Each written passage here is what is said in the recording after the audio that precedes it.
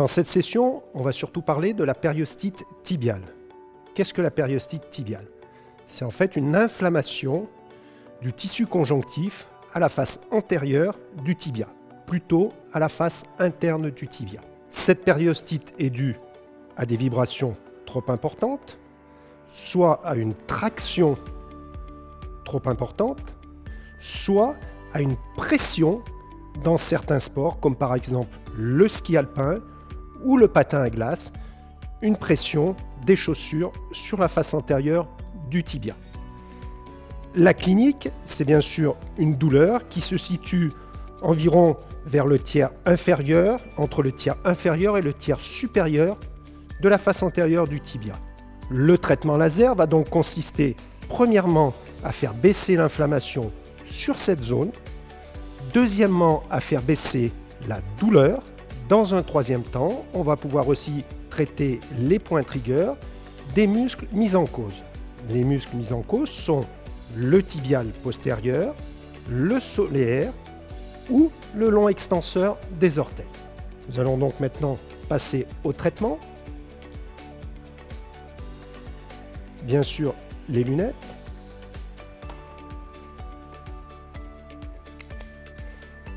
On va donc commencer le traitement Loco-Dolenti par le mode anti-inflammatoire.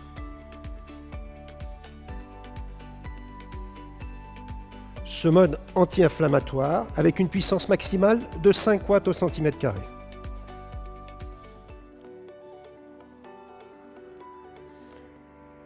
Je traite donc la zone de manière circulaire, étant donné que nous sommes sur une petite zone.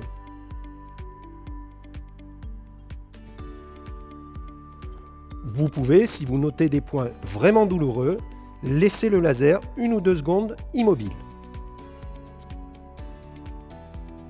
Dans un deuxième temps, nous allons donc traiter la douleur. La douleur qui est un petit peu plus diffuse, qui peut aller un petit peu sur la face médiale, postérieure, voire même latérale.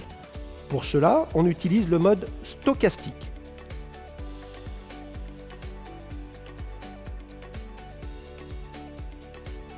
Le mode stochastique où nous pouvons augmenter la puissance pour monter jusqu'à 8, 9, voire 10 watts par centimètre carré. La zone à traiter est donc beaucoup plus large.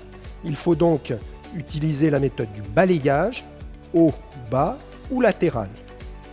Pensez bien passer derrière la face antéro-médiale du tibia.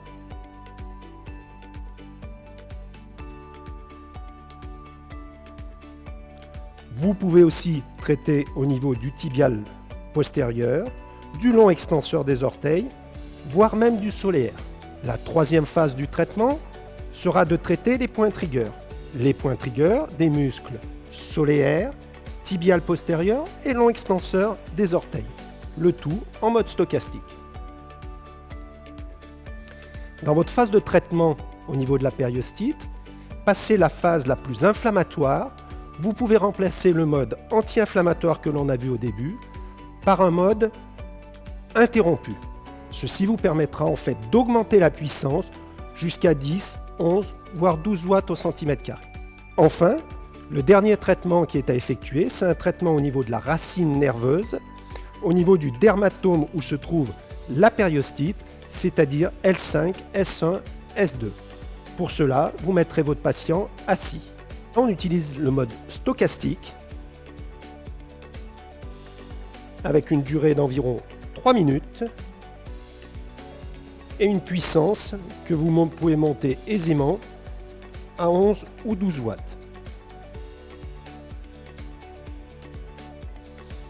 Bien sûr, nous traitons que la face latérale en relation avec votre périostite.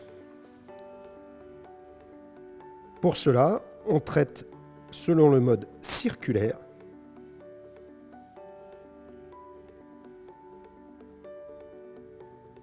Dans un sens, puis dans l'autre.